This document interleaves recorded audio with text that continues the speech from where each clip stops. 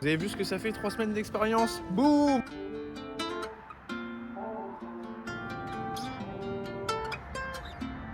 Je comprends vraiment pas pourquoi ils embauchent des gens comme nous, hein. C'est incroyable cette taf. Pour vous dire la vérité, je sens que tous ceux qui viennent ou qui vont venir en Australie vont vouloir faire ce job. C'est absolument le cheat code, la pépite pour se faire de l'argent sans se fouler.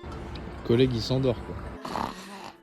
Et en plus, ça compte pour tes 88 jours de ferme selon l'endroit où tu te trouves. Qu'est-ce que c'est que ce travail? Eh ben, je vais te dévoiler un secret. À mon avis, faire ce job, c'est uniquement en Australie que ça se passe. Je vais tout expliquer.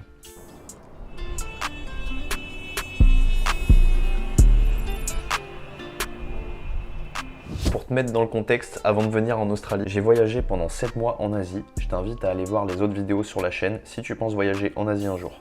D'ailleurs, y voyager c'est super, mais y habiter ça sera encore mieux. Enfin, c'est probablement un sujet pour une autre vidéo.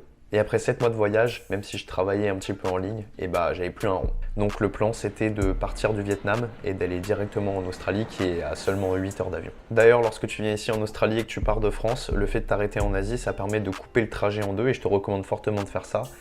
Où que tu ailles, tu as plein de destinations qui sont géniales. Thaïlande, la Malaisie, les Philippines, Bali, Taïwan que j'adore. Donc arrivé en Australie, à Melbourne avec 2000 € en poche, il fallait directement que je mette le pied à l'étrier et que je trouve une bonne situation, un bon travail qui me permette de mettre de l'argent de côté. D'ailleurs, si tu ne sais pas quelle ville choisir et que tu te poses des questions par rapport à ton voyage en Australie, je te recommande fortement de regarder ma vidéo Les conseils en or pour préparer ton voyage en Australie, dans laquelle je suis en interview avec Flo qui a vécu ici pendant 3 ans et on délivre pas mal d'informations pour que tu puisses préparer ton voyage. Mon premier taf, ça a été de distribuer des flyers aux gens dans la rue. Ça dépanne quand tu viens d'arriver, mais je te recommande pas de faire ça sur le long terme. De toute façon, tu vas rapidement le voir que c'est difficile. Ensuite, comme la majorité des gens, ou en tout cas des mecs qui viennent en Australie, j'ai été en construction, donc en cash in hand, travailler au black à peu près à 250 $ par jour. J'ai rapidement vu que c'était galère, notamment un jour où les gars ne voulaient pas me payer à la fin d'un chantier. Donc moi je suis resté dans leur voiture, je ne pars pas d'ici tant que vous m'avez pas payé. Donc après j'ai travaillé avec une agence d'intérim pour éviter ce genre de délire. Donc j'étais un peu moins bien payé, c'était genre 220 $ la journée. Au moins je savais qu'il n'y avait pas de galère. Mais tout ça c'est du passé ma boy, parce que maintenant... Je suis trafic contrôleur. Nice one bro. Donc au moment où je tourne cette vidéo, ça va faire 1 mois que je suis traffic contrôleur et je vais tout expliquer pour que toi aussi tu puisses te tourner les pouces, tourner les panneaux pardon. Traffic contrôleur, eh ben, c'est tout simplement une personne chargée de réguler et de diriger la circulation routière et de protéger des éventuels dangers liés au trafic.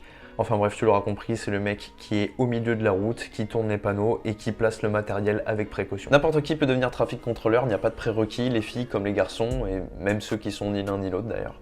Et pour vous mesdames, je pense que c'est la meilleure opportunité pour travailler dans la construction, puisque ça ne nécessite pas de porter des charges super lourdes.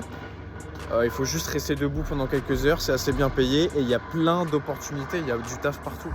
Donc simplement pour devenir traffic contrôleur, il te faut la white card, il te faut les tickets, donc il y en a 2 à passer, 150 $ chacun.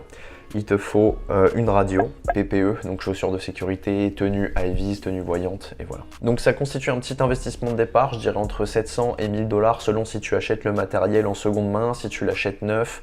Est-ce qu'il n'y a pas des potes qui peuvent te dépanner? Moi je sais que quand je suis arrivé en Australie, on m'a donné des chaussures de sécurité. La tenue blanche, je l'ai acheté 50 $ sur Marketplace au lieu d'acheter 150 $ en magasin. Enfin c'est à toi de te débrouiller pour trouver des combines. Mais il faut savoir que cet investissement de départ, dans tous les cas, il sera rentabilisé en quoi? En 1000 $, en 2 jours de taf, 3 jours de taf, tu l'as rentabilisé. Et si tu veux te séparer de la masse des personnes qui arrivent et qui prennent le premier job pour financer leur road trip ou quoi, qui n'ont pas le temps ou qui n'ont pas l'envie de faire des formations, des tickets, et bah toi il faut savoir que si tu arrives en Australie et que tu passes tes tickets, tu fais cet effort supplémentaire, et bah derrière ça va payer. Donc imaginons tu as tes tickets, tu as ton équipement, tu es prêt pour taffer. Le gros avantage ça va être d'avoir son véhicule et son permis, ça c'est sûr, mais bon. Par exemple, moi, dans mon cas, là, actuellement, je ne peux pas encore rouler. Enfin, je viens d'acheter un véhicule, mais je ne peux pas encore m'en servir. Donc, il n'y a pas de souci. Je rappelle l'importance d'appeler les boîtes. Mais quand je dis appeler, c'est vraiment, vous faites un tableau Excel, vous prenez une page, vous listez toutes les compagnies de traffic control qui cherchent des gens, donc directement sur SIC ou les offres d'emploi, mais même ceux qui cherchent pas en fait. Tu te balades dans la rue, tu vois des traffic contrôleurs, le nom de l'entreprise sur les maillots ou alors même sur la voiture, tu te fais un tableau, tu te fais une fiche, tu fais dans tes notes sur le téléphone, tu notes tous les noms d'entreprises et ensuite quand tu rentres chez toi, tu appelles tout le monde, tu dis voilà, je m'appelle Charles, je suis backpacker, je viens d'arriver en Australie il y a quelques temps, je suis vraiment motivé, vendez-vous, c'est important de se vendre, je suis vraiment motivé. Moi je me souviens que mon premier appel, je leur ai même dit je suis prêt à faire le premier shift gratuitement parce que je sais que je voulais aller dans cette industrie. Donc vraiment appelez tout le monde, même ceux qui cherchent pas. Vous appelez, vous dites que vous avez vos tickets, que vous êtes prêt pour travailler dès maintenant et ça va le faire. Surtout, voilà, je rappelle l'importance d'appeler. Vendez-vous au téléphone, c'est mieux. En plus, vous montrez que voilà, vous êtes avenant, vous parlez anglais, vous faites l'effort. Appelez, ça sera toujours mieux. Voilà, on peut se rendre compte de la personne à peu près comment elle est, comment elle parle, etc. Je pense que ce qui vous intéresse le plus ici, c'est combien on peut se faire en tant que traffic controller. Donc je suis payé exactement 31 $ pour les heures de jour, 36 $ les heures de nuit, 37 $ les heures sup et 50 $ le week-end, donc le samedi et le dimanche. Ça, c'est uniquement pour la boîte pour laquelle je travaille, sachant que j'ai pas d'expérience. Il y a des gens qui font bien plus d'oseille que moi. Donc je crois que ma boîte, par rapport aux autres, elle paye moins, mais j'ai plus d'heures. Donc quand tu fais 6 jours sur 7, ça arrive fréquemment et que tu travailles le week-end, tu avoisines les 2000 $ par semaine. Et ça, c'est juste avec 1 mois d'expérience. Il faut se dire qu'il y a des gens qui prennent, avec l'Union notamment, 100 $ de l'heure. C'est fou. Donc premièrement, tu fais beaucoup d'heures et c'est pas très épuisant. C'est sûr que contrairement à quand j'étais laboureur, donc en gros, laboureur, comment on dit en français ? C'est le mec, tu sais, le travailleur de base qui va faire le travail ingrat que tous les gens qui ont des compétences n'ont pas envie de faire. Donc si tu veux, tu soulèves des cailloux toute la journée. À la fin de la semaine, j'ai l'impression de rentrer de la guerre. Là, rien à voir, je peux aller au gym genre 3-4 fois par semaine facilement et ça, c'est vraiment un gros point positif. Donc le deuxième avantage, c'est l'apprentissage passif. En fait, tu peux apprendre quelque chose pendant que tu es rémunéré. Normalement, tu n'as pas le droit de le faire. Le truc, c'est que tout le monde le fait. Parce qu'en fait, tu peux avoir tes écouteurs. Surtout en ce moment, c'est l'hiver, donc on met le bonnet, l'écouteur en dessous. Et quand tu as 8 heures, 10 heures de shift, tu peux écouter des podcasts, tu peux écouter des livres audio, tu peux apprendre une langue et tu as l'esprit libre. Et ça, c'est un gros avantage. Voilà, par exemple, le plus gros apprentissage passif, ça va être si tu veux améliorer ton anglais, donc tu as un anglais bien, moyen, tu veux l'améliorer. Soit tu vas parler avec tes collègues parce qu'il y a quelqu'un qui est à côté, donc dans tous les cas, tu vas parler anglais et tu vas l'améliorer. En plus, les gens sont super cool dans ce job.